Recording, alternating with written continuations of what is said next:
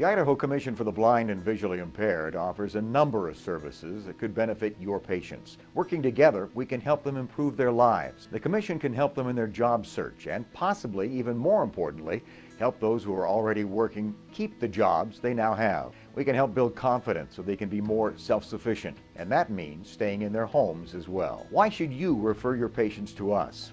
One of the doctors we work with is Dr. Roberts from Meridian. Well, I think it's important particularly to try to give that assistance as it may be required with low vision aids or vocational rehab, as the case may be. And some patients really need that. You reach that point where you can't help them per se anymore, and so you need some assistance. I think there's a lot that can be learned and appreciated by sending them down to the Commission to be able to help them with their vision. Well, I think there's not a definite cutoff as far as vision goes. Usually I visit with the patients as to their functional ability, their frustrations, what's going on in their daily life with their vision. And at that point, I consider referring them down, whether it's for low vision needs. Sometimes it's in reference to their job or their employment. And I think if they're struggling in that situation, either some retraining or investigation into other vocations may be helpful. I think it's extremely important, especially in the sense that if you consider somebody losing their vision and going out of the workforce and the implications that has on the economy, both from their family standpoint, from government and so forth, there's a lot to be appreciated by sending them down to at least see what could maybe be done in their current vocation. But if not possible, then you know, the Idaho Commission does offer that opportunity to do vocational retraining, rehabilitation, if you will. And so I think it's important to remember that not only do we refer for low vision needs or to have an assessment or to use low vision aids, if you will, but there's a lot more that can be accessed through the Idaho Commission. I think it gives them reassurance to know that everything that can be done is being done. I think it also offers you that avenue as a physician, and as we all know, sometimes we can't improve the vision. We can't get it any better, and you kind of reach that point where you also need that assistance from the Idaho Commission to see what other avenues or possibilities are available. Dealing with retina issues, you deal with a lot of low vision needs. You deal with a lot of emotional, psychological scenarios that go along with that. And you know, in the total scheme of being a complete physician, in the sense of wanting to offer everything that you can to a patient to help them, I think it's important to be joined with that situation to provide that to a patient. The Idaho Commission does more than just low vision aids. That they have a lot of other services available, vocational rehab to speak of one. And I think as you see each of these patients, consider that as a resource for you that could make and help you with your patients. Another doctor we work with is Dr. Hansen from Rigby. One of the things I think that helps referring patients to the Commission is that they have a multifaceted approach that we help people with.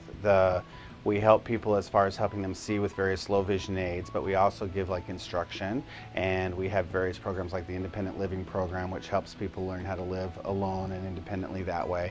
And then there's the Vocational Rehabilitation Program that helps them in their jobs. And so I think the different instructors that we have at the Commission see a lot more people and have a lot more insight of the best way to help them.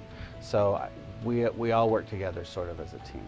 The classification of where low vision starts is different for every person, because I'll have patients that come and they're only seeing like 20/80 visions, and in our world that's pretty good vision still and not even considered legally blind, but they're being compensated, their life's being affected. So those people, sometimes we like to give them various aids to show them that there is a way they can still maintain their lifestyle. And other people will be at 2300 and I'll ask them if they need any help, and they think they're fine. So sometimes you have to make the distinction of when to help a person when they're being compensated or they think their life's being affected. I've been working with the Commission, I think the first time I started working with them was back in 1993, and in my case, what the school that I went to had a section of low vision. That was a class that we took, and I'd grown up in optometry. My dad was an optometrist, and so I'd never even heard of low vision. So when I heard of it in school, that kind of sparked my interest, and I thought it could give us a little bit more dimension in our own private practice.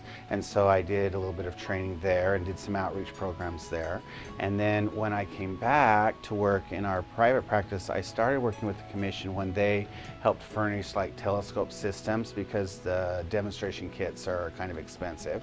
And so they had one and would let us borrow it, and that's how I started working for them. And I just realized that they were very caring and helping people look at their disability more from a positive aspect instead of a negative one, and showing them what they could do. And our relationship has just grown since then. The commission is just a resource when the doctor has done as much as he can with regular glasses or traditional methods, and then if they need a little bit more help, if people are still struggling, that's hopefully where we take up. I look at myself as kind of the co-pilot to the doctor, and so here at the commission we don't really do a lot of the primary care. We like to be more of a referral-based center. So when an optometrist or a different ophthalmologist or whoever's having trouble with a patient, they've done as much as they can, I take over from that point and then just try to show them different aids to help them do a little bit better. It's a wonderful resource for your practice because there's financial things to help people if they can't afford the aids. There's different programs like that. There's training to help them live better. It helps the person have a better life. We know that your first priority is your patients and what's best for them. And that's our first priority as well. Working together, we can make a difference in their lives. The Commission has offices all across the state, and we're ready to work with you. Call us at 1-800-542-8688 or go to www.icbvi.idaho.gov to learn more about the services we have for your patients.